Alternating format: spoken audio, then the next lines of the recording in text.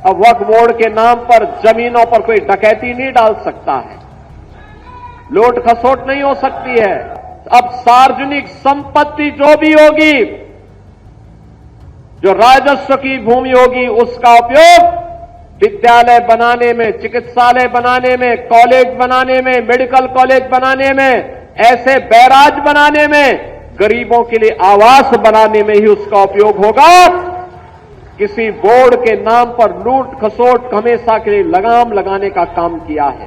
बहुत शीघ्र Uttar Pradesh zero poverty के एक कार्यक्रम को आगे बढ़ा रहा है, जिस अगले 3 वर्ष के अंदर उत्तर प्रदेश से गरीबी को हर हाल में पूरी तरह समाप्त करके एक समृद्ध राज्य के रूप में स्थापित हमें करना है। उत्तर प्रदेश को देश की नंबर 1 की अर्थव्यवस्था के रूप में भी हम स्थापित करेंगे। उत्तर प्रदेश के मुख्यमंत्री योगी आदित्यनाथ एक बार फिर से गरजे हैं। ओवैसी समेत वक्फ बिल का विरोध कर रहे तमाम नेताओं और मौलानाओं को मुंहतोड़ जवाब देते हुए सीएम योगी ने यह बता दिया है कि अब वक्फ के नाम पर कब्जा की गई जमीन को उत्तर प्रदेश सरकार वापस लेगी।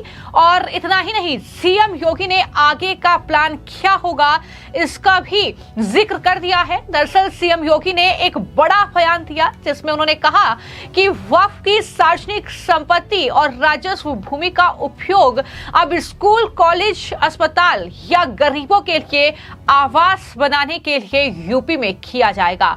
अब कोई भी वक्फ बोर्ड के नाम पर जमीन नहीं लूट सकता है। यूपी में कई लाख एकड़ संदिग्ध वक्फ भूमि है, इस बात का जिक्र भी सीएम योगी नहीं करना भूले और साथ ही उन तमाम लोगों को एक तरीके से चेता दिया है जो वक्फ की जमीन पर कब्जा किए बैठे हैं कि आखिर इस वक्फ बिल के संसद से पास होने के बाद जब कानून बनेगा तो किस तरीके का आगे जो प्लान है वो उत्तर प्रदेश में योगी सरकार का रहेगा। सुनिए सीएम योगी ने महाराजगंज की इस रैली में क्या कुछ कहा और किस तरीके से वो वक्फ बिल का विरोध करने वालों पर गरजते नजर आए। परसों ही देश की संसद में वक्फ बोर्ड संशोधन अधिनियम पारित किया है। अब वक्फ बोर्ड के नाम पर जमीनों पर कोई डकैती नहीं डाल सकता है, लूट खसोट नहीं हो सकती है, चौराहे की जमीनों पर कोई कब्जा नहीं कर सकता है। अब सार्वजनिक संपत्ति जो भी होगी, जो राजस्व की भूमि होगी, उसका उपयोग विद्यालय बनाने में, चिकित्सालय बनाने में, कॉलेज बनाने में, मेडिकल कॉलेज बनाने में, ऐसे बैराज बनाने में, गरीबों के लिए आवास बनाने में ही उसका उपयोग होगा। किसी बोर्ड के नाम पर लूट खसोट हमेशा के लिए लगाम लगाने का काम किया है। वक्फ बोर्ड संशोधन अधिनियम पारित होने के कारण अब ये मनमानेपन पर लगाम लगेगी। मैं इसके लिए प्रधानमंत्री मोदी जी का, गृह मंत्री अमित शाह जी का हृदय से आभार व्यक्त करता हूं, क्योंकि उत्तर प्रदेश में भी लाखों एकड़ लैंड वक्फ बोर्ड के नाम पर नाजायज तरीके से कब्जा करने का काम हुआ था। इसमें किसी गरीब का कल्याण नहीं हो रहा था, चंद लोगों के लिए लूट का एक माध्यम बन गया था। इस लूट पर अब लगाम लगेगी, सख्ती से लगाम लगेगी और उसी लगाम के क्रम में आज हम सब आपके बीच यहां पर आए हैं। बहनों और भाइयों, आपने अच्छा विधायक दिया, पैरवी हुई, आपने अच्छा सांसद दिया, कार्य आगे बढ़ा। सिर्फ इतना ही नहीं, इसी जनसभा में, इसी रैली में सीएम योगी ने यह भी ऐलान कर दिया कि अगले 3 साल में उत्तर प्रदेश से गरीबी एकदम खत्म हो जाएगी। यानी अब उत्तर प्रदेश में हर योजनाओं का लाभ जो है हर वर्ग, हर समुदाय के लोगों को मिलेगा। और समाजवादी पार्टी पर हमला बोलते हुए यह भी सीएम योगी ने कहा कि अभी जो उत्तर प्रदेश में त्योहार बीजेपी की सरकार में इतने सौहार्दपूर्ण तरीके से मनाए जा रहे हैं, लेकिन जब पिछली सरकारें थी तो किस तरीके से लोगों के मन में डर बैठ जाता था, किस तरीके से भय का माहौल था, इस बात का जिक्र करते हुए उन्होंने समाजवादी पार्टी पर भी हमला बोला। क्या कुछ सीएम योगी ने कहा, सुनिए। पर कोई ये नहीं कह सकता कि उसको शासन की योजना का लाभ नहीं मिल रहा है। अभी बहुत शीघ्र उत्तर प्रदेश जीरो पॉवर्टी के एक कार्यक्रम को आगे बढ़ा रहा है, जिसको अब तक शासन की किसी सुविधा का लाभ नहीं मिला है और अब किसी पात्रता की श्रेणी में आता है। बहन और भाइयों, उसका सर्वे का काम अंतिम चरणों में चल रहा है और मैं आपको इस बात के लिए आश्वस्त करने के लिए आया हूं, अगले 3 वर्ष के अंदर उत्तर प्रदेश से गरीबी को हर हाल में पूरी तरह समाप्त करके एक समृद्ध राज्य के रूप में स्थापित हमें करना है। जीरो पॉवर्टी के लक्ष्य को प्राप्त करते हुए, जीरो पॉवर्टी के इस लक्ष्य को प्राप्त करते हुए उत्तर प्रदेश को देश की नंबर 1 की अर्थव्यवस्था के रूप में भी हम स्थापित करेंगे।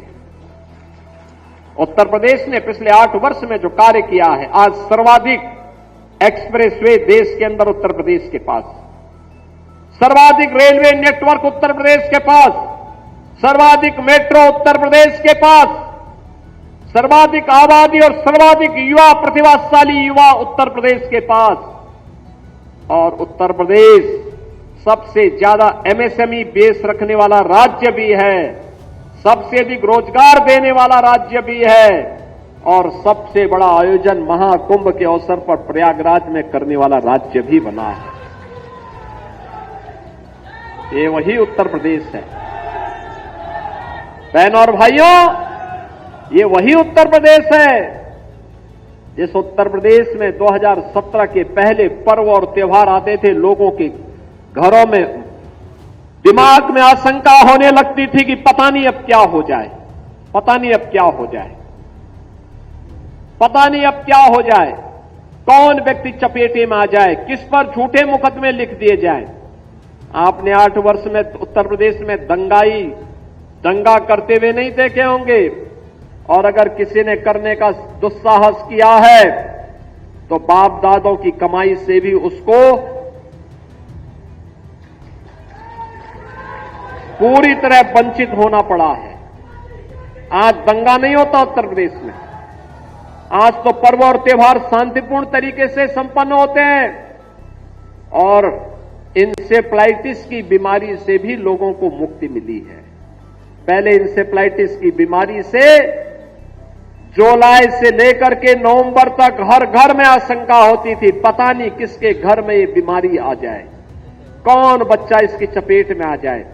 बहन और भाइयों, ये डबल इंजन की सरकार की ताकत थी कि आज इंसेफ्लाइटिस पूरी तरह समाप्त हो चुकी है, पूरी तरह समाप्त हो चुकी है। अब बीमारी नहीं है, आज इंसेफ्लाइटिस को भी नियंत्रित किया गया है, डेंगू को नियंत्रित किया गया है, मलेरिया को कम किया गया है, कालाजार और चिकनगुनिया को भी कंट्रोल कर दिया गया है। अब ट्यूबरक्लोसिस के खिलाफ अभियान चल रहा है। मैं हर जनप्रतिनिधि से कहूंगा कि टीबी का कोई पेशेंट है, उसको चिन्हित करिए, पोषण पोटली दीजिए, उसके घर तक सरकार की सहायता पहुंचाइए। प्रधानमंत्री जी ने लक्ष्य रखा है 2025 के अंदर ट्यूबरक्लोसिस को पूरी तरह समाप्त करना है, टीबी मुक्त भारत का निर्माण करना है। एक स्वस्थ समाज से सशक्त राष्ट्र का मार्ग विकसित होगा और एक विकसित भारत के लिए हमें आगे बढ़ने के लिए इस दिशा में कदम बढ़ाना होगा। और इसी के साथ एक और बड़ी खबर है, उत्तर प्रदेश में सीएम योगी ने एक बड़ा फैसला लिया है। उत्तर प्रदेश के सभी 75 जिले के हर मंदिर में रामचरितमानस का पाठ किया जाएगा। ये बड़ी खबर सामने आई है, यानी ये जाहिर तौर पर समाजवादी पार्टी, ओवैसी समेत कांग्रेस पार्टी के लिए जोरदार झटका है, जो लगातार वक्फ के नाम पर सियासत कर रही है, जो वर्ग विशेष के लोगों को साधने की कोशिश में कुछ इस तरीके से वक्फ बिल का विरोध कर रही है। लेकिन यहां पर उत्तर प्रदेश में मुख्यमंत्री योगी आदित्यनाथ ने यह बता दिया है कि उनका आगे का प्लान क्या है। जब वक्फ कानून आ जाएगा तो उसके बाद किस तरीके से जो कब्जा की गई भूमि है उन्हें दरअसल कब्जा मुक्त कराया जाएगा और उसका इस्तेमाल जो है हॉस्पिटल के लिए होगा, उसका इस्तेमाल कॉलेज और अस्पताल बनाने के लिए होगा। ये तमाम बातें उनकी तरफ से कही गई। मैं आपको जानकारी दे दूं कि महाराजगंज में सीएम योगी पहुंचे थे और उन्होंने ये कहा कि अब कोई भी जमीन नहीं लूट पाएगा जिस तरीके से ये बिल आया है। और सीएम योगी ने प्रधानमंत्री नरेंद्र मोदी और साथ ही अमित शाह का धन्यवाद किया और उन्हें यहां पर महाराजगंज में दरअसल 654 करोड़ की अलग अलग परियोजनाओं के लोकार्पण और शिलान्यास के बाद वहां पर लोगों को संबोधित करते हुए वक्फ संशोधन विधेयक पर इस तरीके से गरजे कि वक्फ बोर्ड के नाम पर कोई भी जमीन अब नहीं लूट सकेगा। जो लूट लगातार वर्षों से चल रही थी, अब इस लूट पर पूरी तरीके से विराम लग जाएगा। सार्वजनिक संपत्ति और राजस्व भूमि का इस्तेमाल अब जो है अच्छे काम के लिए होगा, ये भी सीएम योगी ने कहा है। फिलहाल आपकी इस पूरे मामले को लेकर क्या राय है, हमें कमेंट बॉक्स में जरूर लिखें। धन्यवाद।